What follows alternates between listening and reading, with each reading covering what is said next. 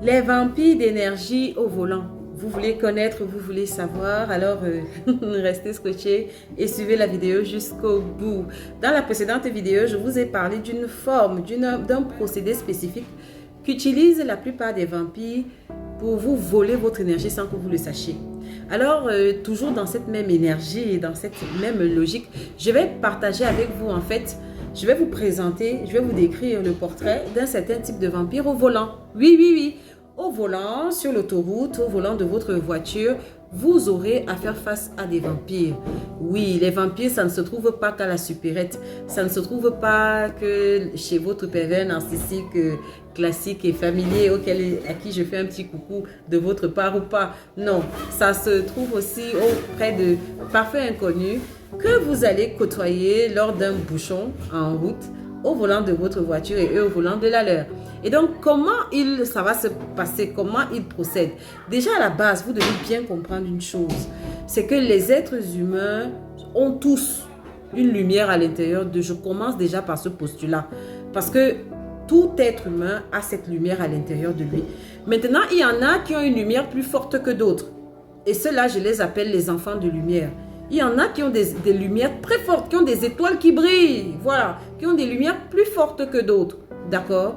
Et vous devez comprendre que ce genre de personnes sont les cibles des vampires, les voleurs d'énergie, ils sont les cibles. Il y a des personnes en fait qui sont là, qui elles justement ont posé des actes qui ont tellement diminué leur lumière qu'à l'intérieur, leur lumière s'est transformée en ténèbres. Il y a des personnes comme ça. Parce que la lumière s'entretient. Ça, ce n'est pas l'objectif de cette vidéo. Je pourrais le développer dans une autre vidéo. Mais vous devez savoir que si on est chacun d'entre nous, on vient sur Terre avec une certaine lumière. Il y a maintenant des actes, il y a des choses qu'on doit faire pour amplifier cette lumière. Et bien évidemment, il y a aussi des actes que vous allez poser qui vont à l'opposé ternir votre lumière et assombrir votre lumière. Donc, il y a une catégorie de personnes qui, elles, ont un mauvais karma, qui ont posé une série d'actes qui a noirci leur lumière. Et maintenant, qui, justement, ne peuvent plus avoir ces mécanismes naturels que Dieu a donnés à chaque être humain de se régénérer chaque matin d'une nouvelle dose de lumière.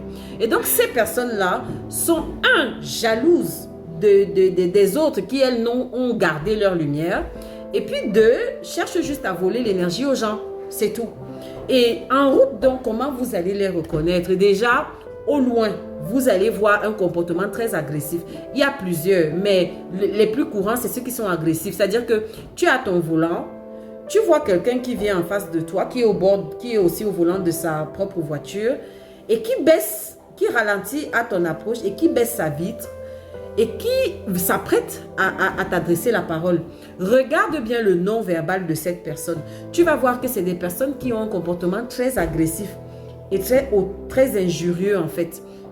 Voilà, alors quand elle vient donc vers toi, ce qui va se passer, c'est qu'elle va essayer de te cracher quelque chose. Elle va essayer, moi j'appelle ça vomir du venin. Un peu comme les serpents cracheurs, là, vous voyez, les serpents qui essayent de projeter à distance leur venin sur leur victime pour les paralyser. Eh bien, c'est comme ça que ces personnes-là fonctionnent. Donc, elle va te cracher une énormité, une abomination, une grosse insulte. Mais une insulte qui va dans le registre de l'ordure. Une insulte qui va dans le registre de l'infâme, de l'abominable. Elle va te cracher un truc, ça dit que tu ne vas rien comprendre. Tu ne vas pas comprendre le rat et le porc, le rapport, le lien. Tu vas te demander que mais j'ai manqué quel épisode. Cette personne me connaît d'où pour m'insulter à ce point? Ou bien pour me parler avec autant de mépris, avec autant d'irrespect? T'inquiète. Elle te connaît nulle part, ou du moins, elle te connaît dans le monde astral. Elle te connaît, vois-tu, dans le monde astral, dans le monde invisible, ta lumière brille. Et oui, au volant, ceux qui ont les yeux ouverts voient ta lumière. Et donc, voilà, elle cherche à assombrir ta lumière et si possible même à te la voler. Donc, c'est-à-dire à te provoquer en duel, en fait. C'est-à-dire, elle vient, elle t'insulte.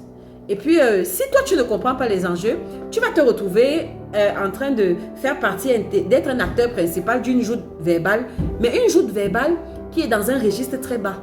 C'est-à-dire, cette personne va tellement descendre dans l'injure que si tu cèdes à ça, vous allez vous insulter, mais ce sera un combat de, je ne sais pas quoi, un combat d'égout. Très bien, tu vois.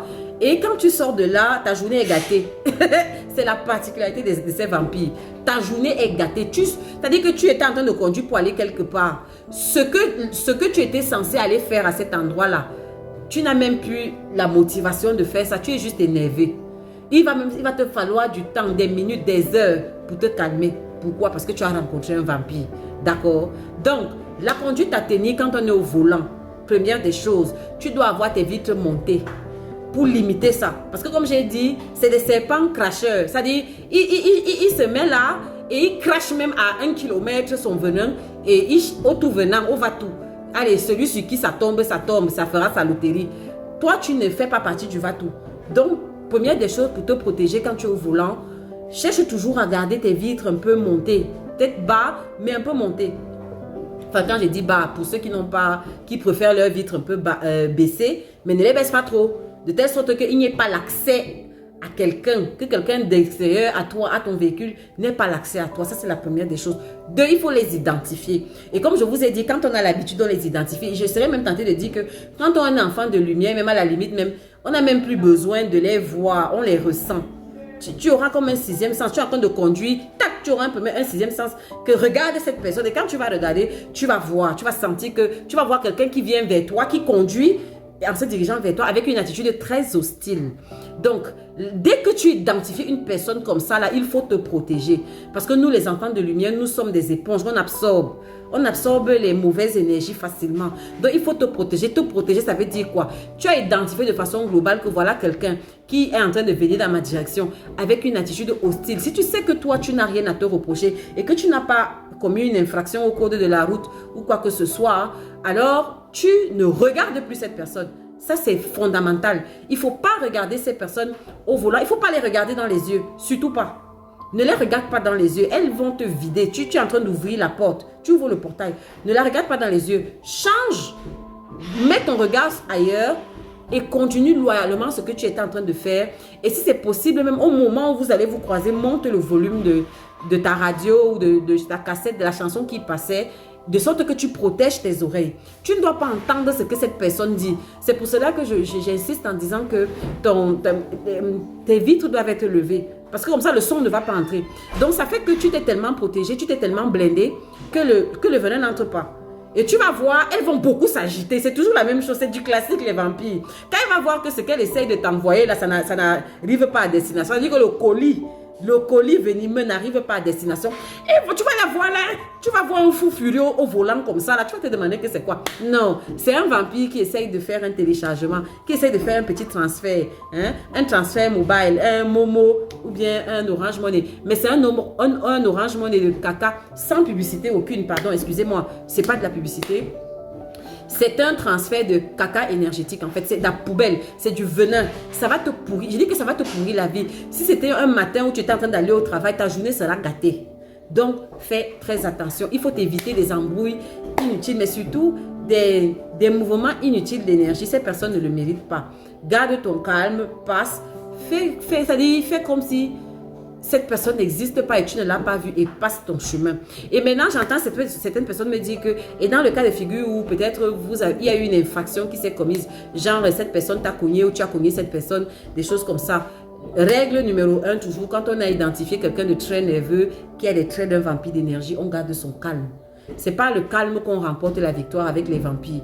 On garde son calme, tu restes dans ton énergie et tu essayes d'utiliser les mots et tu vas remarquer que cette personne, dans son langage, va toujours essayer de te ramener dans l'injure. Toi, sors de là. C'est-à-dire, reprends le pouvoir dans le jeu relationnel en ne suivant pas cette personne dans son registre. Donc, pendant qu'elle est en train de te parler en termes très injurieux, toi, tu restes sur les faits, tu restes très posé. Et à la limite, je serais tentée de vous dire une chose. Il y a une chose que les vampires ne supportent pas.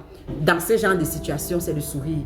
Si tu as peut-être cogné quelqu'un et que cette personne, et que tu es en tort, donc vous descendez et cette personne veut te prendre dans le sens où elle veut t'insulter et tout ça, souris et présente tes excuses. Je m'excuse, je suis vraiment désolée. Comment on peut faire pour compenser? Et cette personne va essayer de, ah oui, ne la suis pas. Et tu vas voir, elle va se calmer seule. Et vous aurez une solution à votre problème. D'accord? Ciao.